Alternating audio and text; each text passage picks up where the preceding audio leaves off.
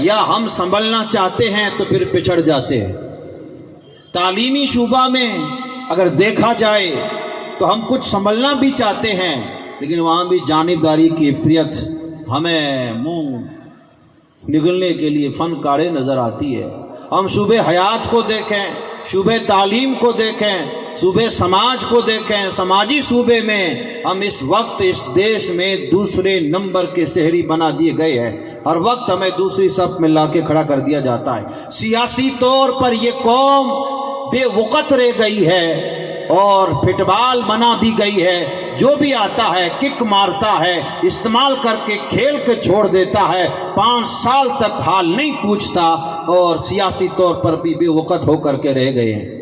ہماری سانسیں زندہ ہونے کا ثبوت دے رہی ہے، لیکن ہمارا یہ دل جو ہے یہ زندگی کی رمق سے محروم نظر آتا ہے۔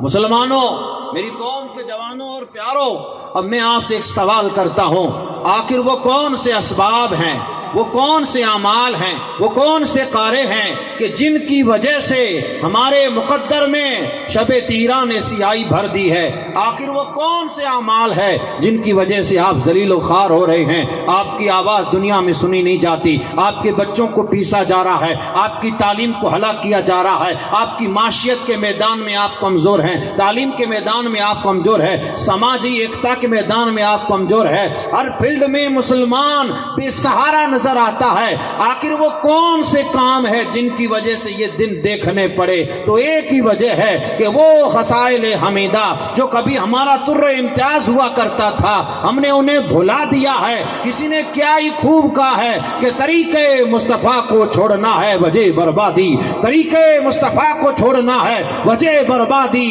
اسی سے ہوئی میری قوم بے اقتدار اپنی، ہمیں کرنی ہے شہنشاہ بطحا کی رضا جوئی، وہ ہو گئے اپنے تو رحمت پروردگار اپنی۔ ہم نے نبی کے طریقے کو بھلا دیا۔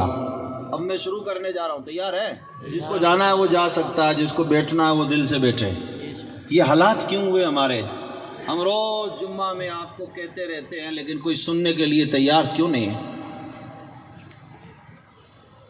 آپ کو معلوم ہے، آپ سوچتے ہیں ہم اس کان سے سنے ادھر نکال دیں، کوئی ہمارا کچھ بگاڑنے والا نہیں، کچھ نہیں ہونا ہے۔ تو آپ قرآن اٹھائیں اور پڑھیں۔ کیول ایک قوم مسلم ہے جس کے پاس بحمد تعالی ریئلی اصلی رب کا کلام جسے قرآن کہا جاتا ہے، وہ پاک پویتر بکس آپ ہی کے پاس ہے۔